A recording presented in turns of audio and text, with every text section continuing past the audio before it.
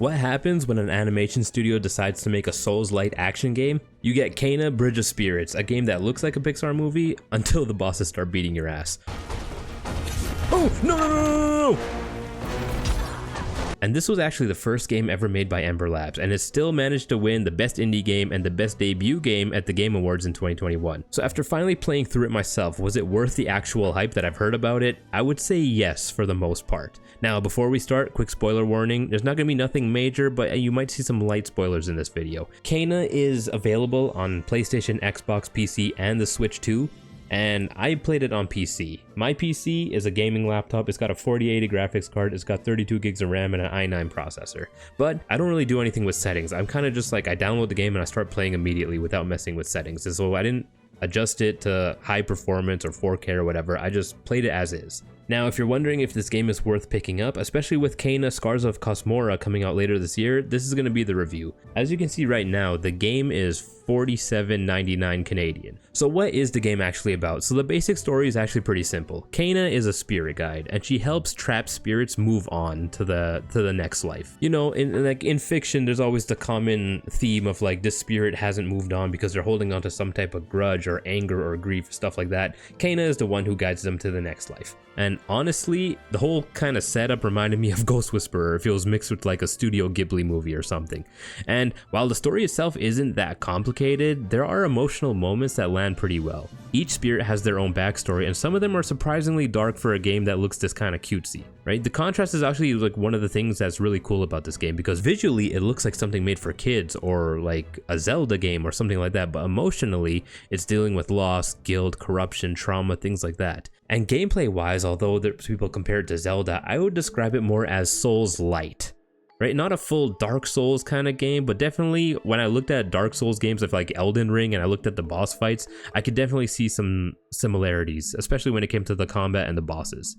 Now, speaking of combat, the combat itself is actually pretty simple. You got light attacks, heavy attacks, a bow for like ranged attacks, you got a dodge function, a parry function, and special abilities tied to the rot. So it's not a very complex game in terms of combat, but honestly everything feels smooth and responsive, that's what matters more to me.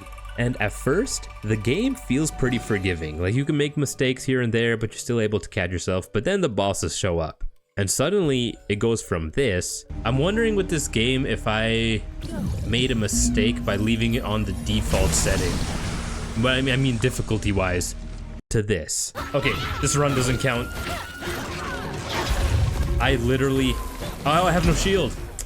Okay, that was the quickest ass whooping I've ever gotten in a game, probably like ever. And honestly speaking, the boss fights were probably my favorite parts of the game, right? A lot of them reminded me again of Elden Ring bosses because they have very specific attack patterns. They have very specific attack patterns that you have to learn. They have delayed attacks where they'll attack twice and then the third attack is a little bit delayed, so it's kind of like to bait you when you think you're in the clear. And then when you finally get that down, they pull out the second phase and then they have an entirely new moveset, and you got to get used to that. And some of the bosses are deceptively hard. There were times in this game where I was struggling with a boss and it wasn't even the main boss. It was like a side boss that you have to clear to get to the main boss. So again, if you're going to decide to play this game, quick tip for you, learn the parry early. Right? This is going to be imperative. I only learned to do this at the last boss, and it made it so much easier than just dodging the whole time. I paid the price for it early on, so learn to parry. Now let's talk about some of the good things about this game. So number one, the visuals, right? The visuals are the best parts of the game. Everything looks incredible. The environment looks amazing. The lighting, the animations, the character expression, all the little details in the world look astonishing. And you know what? After doing some research, I see why that is, because Ember Labs originally, they started out as an animation and digital content studio before deciding to make games. So it makes sense that it looks like a Pixar movie. This game constantly feels like you're moving through a movie. Music. The soundtrack in this game is amazing. During the exploration, the music is calm, it's relaxing, but then you'll enter into a certain environment or a certain situation and the music changes, and you can feel it changes and it sets the tone. During boss fights, the music shifts into something way more intense, and it does a really good job of matching the mood to whatever's happening.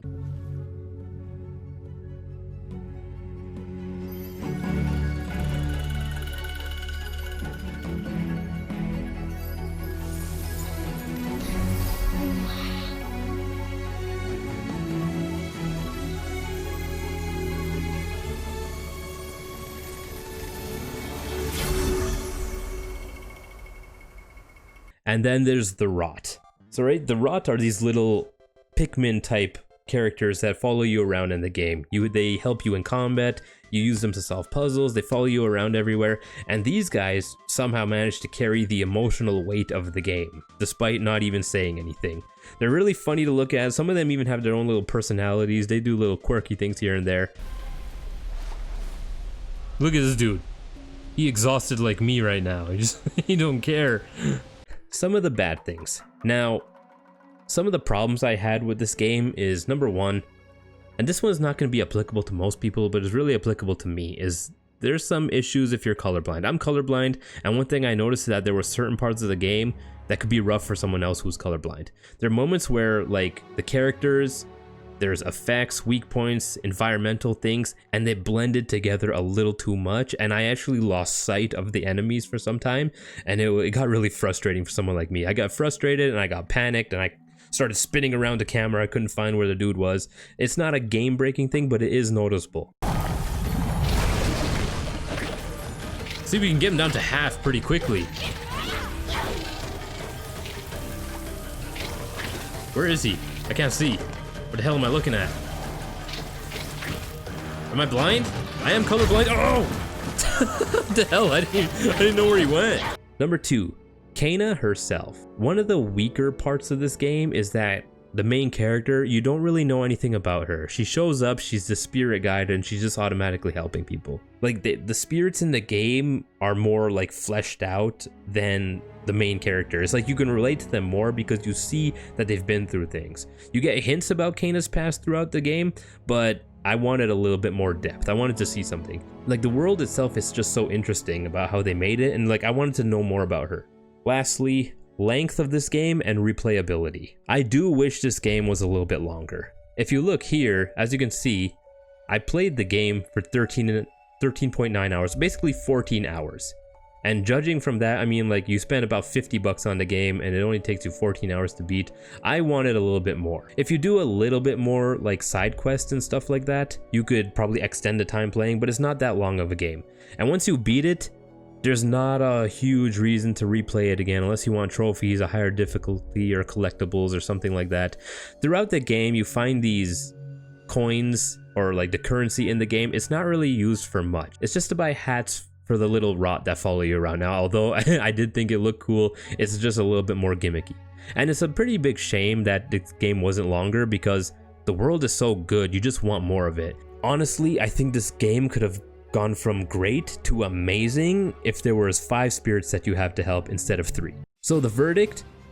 Overall, I enjoyed this game a lot. I give this game an 8 out of 10. Kena Bridge of Spirits. It's not revolutionary, it's not perfect, but it's one of those games that surprise you. You get into it, you don't know what to expect, you think it's going to be this little lighthearted thing, and it turns out as actually surprisingly difficult. The visuals are amazing, the music is great, and the combat is way more satisfying than I expected. And some of the bosses are really memorable. I just wish there was more of it. So my recommendation is, yes, I would get it. That being said, would I get it for full price right now? Probably not. I would say what you should do is wait for a sale, unless you're really into this style of game and you plan on doing everything. Once you beat the game, you unlock what they call New Game Plus, which is basically a harder version of the game. The bosses have different attack patterns and stuff like that. If you are the type to go and do that, you can go ahead, but I would still say wait for a sale and then pick this game up. And honestly, with Kena Scars of Kosmora coming out later this year, now's probably the perfect time to finally try Kena Bridge of Spirits if you missed it the first time. And because if this was Ember Lab's first game, the sequel could be something amazing. Anyways, guys, that's gonna do it for my review. Let me know in the comments what you think about this game. Are you gonna pick up Scars of Kosmora? Did you play this game already? If you made it this far in the video, please give the video a like and subscribe. Thank you so much for watching. I will see you in the next one.